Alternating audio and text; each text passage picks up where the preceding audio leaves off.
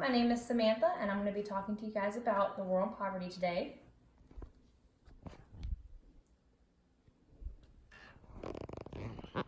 According to the World Bank, coming into 2019, the amount of people living in extreme poverty was the lowest it had ever been at 8%. 8% seems like a small amount, but that's 600 million people living on less than $1.9 a day. In the U.S. alone, poverty cost our economy billions of dollars and increased health care and criminal justice expenditures. Poverty increases health issues and weakens society. In 1964, President Johnson declared the war on poverty, and ever since then, the percent of people living in extreme poverty has decreased by half. Organizations like World Vision, the World Bank, and the United Nations Sustainable Development Goals have long-term plans to eradicate poverty by 2030. As individuals, what can we do to contribute to the fight against poverty? We can volunteer, donate, and vote officials into office that support what these organizations are trying to do. By doing so, we are also promoting God's values, such as humility, selflessness, and giving. So what can we do as individuals or as a society to help the fight against poverty? Voting for politicians that support foreign aid will help pick families or countries as a whole above the poverty level and can save millions of lives. According to our coach law from pewresearch.org, this is the global population divided into income groups in the United States, and this is the global population divided into income groups with the rest of the world and how they compare. 12% of the people in the United States are considered middle income or less. 32% are considered upper middle income, and 56% are considered high income, living off more than $50 a day.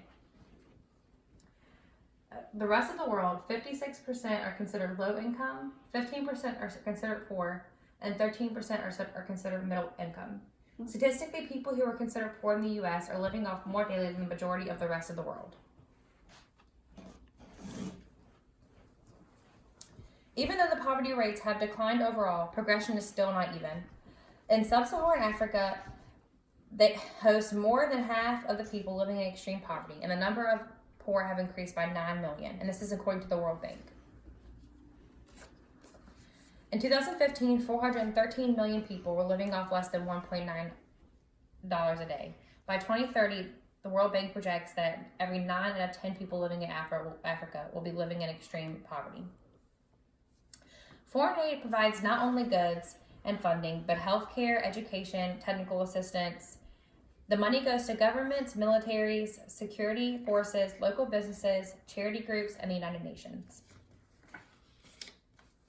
The U.S. fiscal budget only allows for 1% of the budget to go to foreign aid. Every year since 2016, Trump has pushed to decrease foreign aid in office, and that's according to CFR.org. The top countries that receive the most foreign aid are Iraq, Afghanistan, Israel, Egypt, and Jordan. The most economic and development aid goes to Afghanistan, Kenya, Nigeria, Tanzania, and Ethiopia. 32% of the foreign aid budget goes to Africa, 31% goes to the Middle East, and 25% goes to Central Asia. The budget projections for 2019 are $4.4 trillion. Foreign aid undoubtedly saves millions of lives. I discussed charitable actions, but what can we do as an individual or as a society to help the fight against poverty? Donating or fundraising could help families that live in extreme poverty. Every year, my boyfriend's family donates to the World Vision at Christmas, and they usually raise enough money to help buy a family overseas or in a country that's living in extreme poverty, a cow, a couple of mosquito nets, and chickens, and 100% of the money goes towards buying these items for them. And a lot of people think that donating to charities can be skeptical or they're greedy and they take more money than they should, but there are websites like charitynavigator.org, and they use these websites rate different charities based on their accountability and transparencies. So World Vision has a superstar rating. It's 100% and 5 stars in accountability. 2 Corinthians 9:6-8 says, "Remember this, whoever sows sparingly will also reap sparingly, and whoever sows generously will also reap generously. Each of you should give what you have decided in your heart, not reluctantly or under compulsion, for God loves a cheerful giver." There is also more to charitable giving than materialistic items. Volunteering time could help improve the quality of life for others in need. So different missionary work that can be provided no matter what your vocation is education, social justice missionary work. So people whose countries are, their government is fighting their citizens. Business missionary work, providing jobs for other countries. Building shelters, medical missionary work. Most places that are living in extreme poverty don't have clean water, and also spreading the word of Jesus.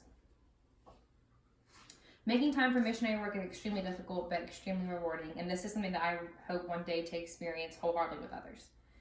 John 14:12 says, "Very truly I tell you, whoever believes in me will do the works I have been doing, and they will do them even greater things than these, because I am going to the Father." Realistically, as humans, we are made in the image of God, and we need to live out his values of selflessness, humility, and giving, and be filled with love. In order to eradicate extreme poverty by 2030 and to keep it eradicated, the world has to work together. Entire nations, all the way down to the mere individual. Do not ever feel that you alone cannot make a difference. With you is how it starts. And Jesus answered, "If you want to be perfect, go and sell all your possessions and give to the poor, and you will have treasures in heaven. Then come follow me." Matthew 19:21.